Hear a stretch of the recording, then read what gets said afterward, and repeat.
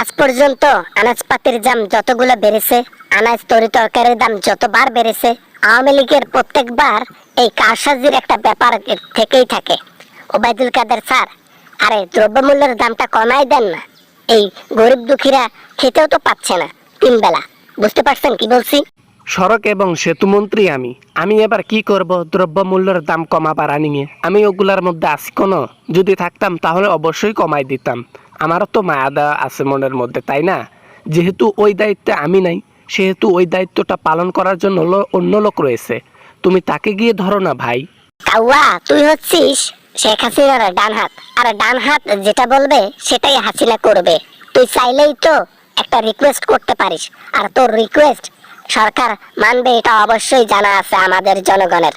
তুই কাউয়া কাদের, তুই জনগণকে দুঃখে কষ্টে মরতে দেখতে চাস।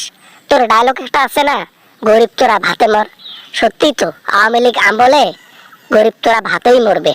না মানে তুমি যা বলতেছো তা ঠিক আছে, বাট আমি রিকোয়েস্ট করব না, কারণ গরিব তোরা ভাতে মর ওগুলা দেখার সময় আছে আমাদের? আমাদেরকে গালিগালাজ করা হয়, পিছন দিকে ছুরি মারা হয়, এগুলা কি ভুলে গেছি? জনগণকে সাহায্য করা দরকার। দ্রব্যমূল্যের দাম আরো ঊর্ধ্ব গতিতে বেড়ে চলবে, জনগণ আরো কষ্ট পাক, এতে আমরা খুশি হব। আল্লাহ তাআলা কিন্তু মাথার উপর থেকে সব দেখতেছেন। নেতা হিসেবে যে কাজগুলো করতেছেন আপনারা না, এটা কিন্তু ঠিক না।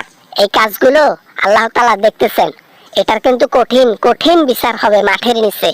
এক জমির বিচার, 2 নেতার 2 নম্বরে কারসাজির বিচার, এটা মাফ হবে না। আপনাদেরকে কঠিন ও কঠিনতম শাস্তি দেবেন আল্লাহ তাআলা। দুনিয়ার বুকেও দেবেন এবং মাঠের নিচেও দিবেন। আল্লাহ তাআলার দোহাই দিয়ে বাঁচতে চাচ্ছ? বলে দিলাম কথাটা, দ্রব্যমূল্যের দাম বেড়েই চলবে। এখানে আমরা বাধারুদ্ধ হব না। টাকা পয়সা আরও ইনকাম করতে হবে। বাংলাদেশের ইনকাম যত বেশি থাকবে, উন্নয়ন তত বেশি হবে। জনগণের টাকা যত পকেট থেকে ফাঁকা হবে, আমাদের উন্নয়নের জোয়ার তত বেশি ভাসবে। বুঝতে পারছো কি বলছি? সামন থেকে সরো, অনেক টাইম ওয়েস্ট করছো। কাউয়া কাদের, কতদিন আর বাঁচবি, কতদিন আর থাকবি দুনিয়ার বুকে? দরকার হলে সর্বোচ্চ আর 20 বছর বেঁচে থাকবি, তারপর কিন্তু তুই মারাই যাবি। 20 বছরে অন্তত ভালো কাজ করে যা, অন্তত জাহান্নামে গিয়ে কম শাস্তি পাবি। না হলে জাহান্নামে পুড়ে ছাই হয়ে মরতে হবে। বলে দিলাম, জনগণের অভিশাপ আছে তোদের উপর। আমরা নামাজ পড়ি, আমাদের অভিশাপ কাজ করবে না। আমরা তো ইবাদত করি আল্লাহ তাআলার। আল্লাহ তাআলাও জানে আমরা অনেক ভালো মানুষ, ঠিক আছে? তাই উল্টাপাল্টা কথা বকবক না করে সামন থেকে কেটে পড়ো। তোমার কথা বিষের মতো লাগতেছে, অসহ্য লাগতেছে, গরিব কোথাকার।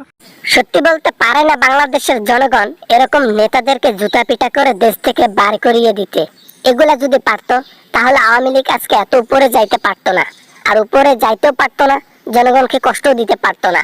এখন তো জনগণ দ্রব্যমূল্য কেনার অভাবে এখন না খেয়ে থাকতে হচ্ছে। কি যে হবে বাংলাদেশের জনগণের! দ্রব্যমূল্য ঊর্ধ্বগতিতে দাম বেড়ে চলেছে, আর এটা কমবে না কখনো। অন্যান্য দেশের চেয়ে আমাদের দেশে অন্তত 50 গুণ দাম বেশি রাখা হয়েছে। ভালো থাকবেন কাউয়া কাদের স্যার, আপনার মৃত্যু কামনা করি।